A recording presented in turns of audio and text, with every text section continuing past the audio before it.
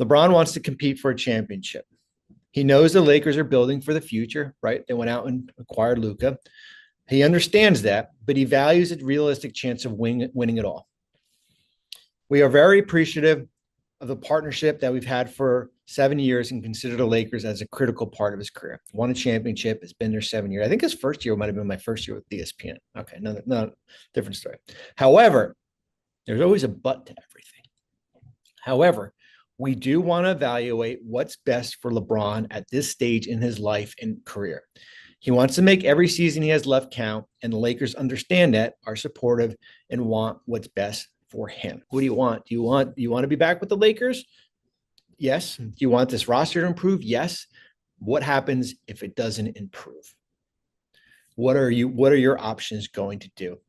In a perfect world, like if I was John Smith off the street and I didn't think my roster can improve, and I probably already had $1 billion in the bank, I would have probably just declined the option and gone into free agency and go sign with Cleveland for the veteran minimum, or San Antonio for the veteran minimum. Just hypothetically, like that would probably be the most sensible as far as decline the option and enter free agency and go sign somewhere for the veteran minimum exception.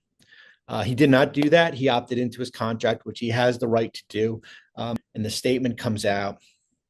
And now we are left wondering what is going to be next for the Los Angeles Lakers if there are marginal changes to this roster.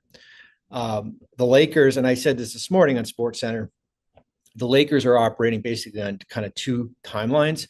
When you look at LeBron, who's got a year left on his contract, then you have Luka, who's, remember, extension eligible, 4 for $229, August 2nd. Don't lose sight of that.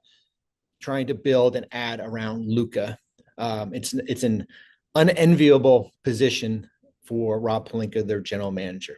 Welcome to Elite Hoopers, your courtside seat to the chaos of the NBA offseason. Today, we're not just talking trades, rumors, and rotations. We're talking earthquakes.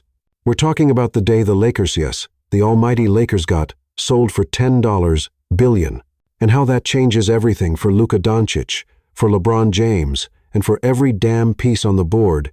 This isn't just a rebuild. This is war, and you better believe we've got the receipts. Let's break it all down. Verse in Section A, the $10 billion sell-off.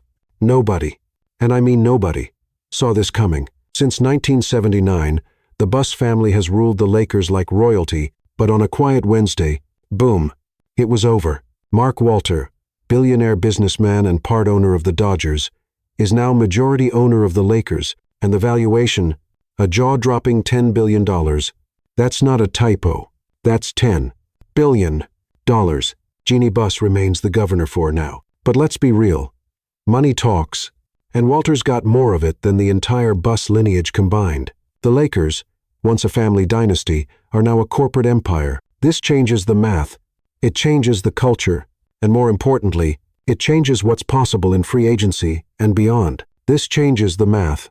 It changes the culture, and more importantly, it changes what's possible in free agency and beyond. Because this massive sale drops right in the middle of a brutal off-season reckoning.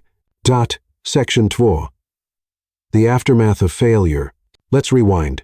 The Lakers finished with 50 wins, a top 3 seed, and they had just landed Luka Doncic mid-season. Sounds good, right? Until they got their asses handed to them by the 6th seed Timberwolves. A first-round exit. No fight. No identity. Redick, outcoached. Jackson Hayes, benched. The roster, flawed. And LeBron, the eternal warrior, nursing an MCL sprain and questions about his future. Doncic.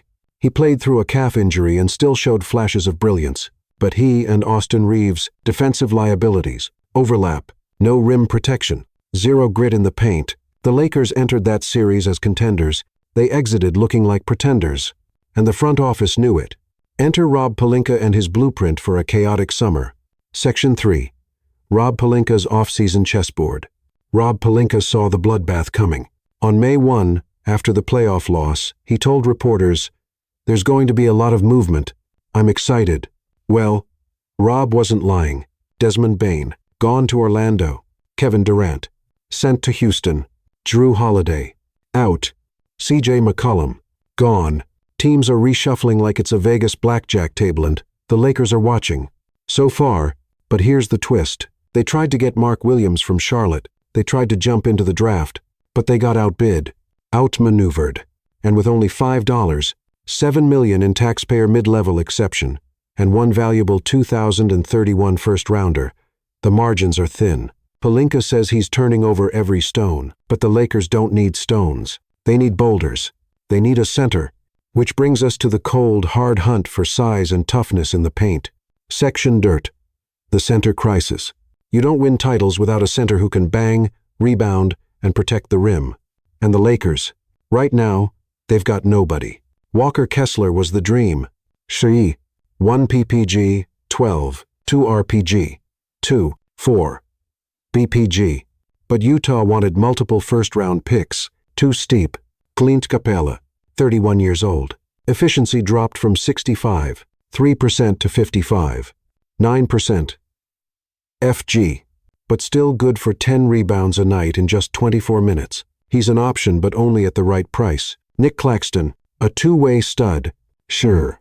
3 points. 7. 4 boards. 56. 3% FG. Elite rim protection. And Brooklyn's willing to move him.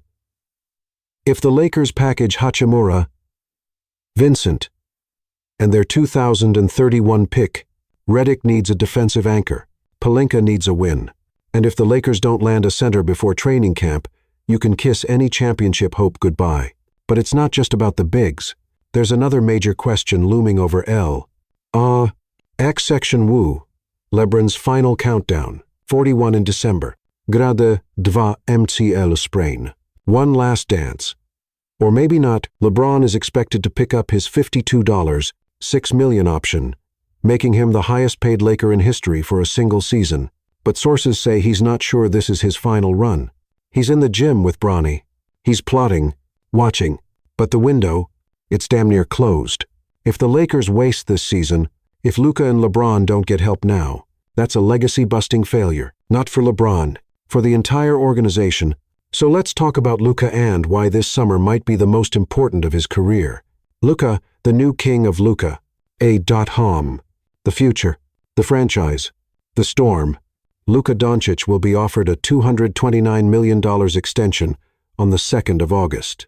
He could take a 3-year deal with a player option and chase the Supermax later. Either way, he's not leaving.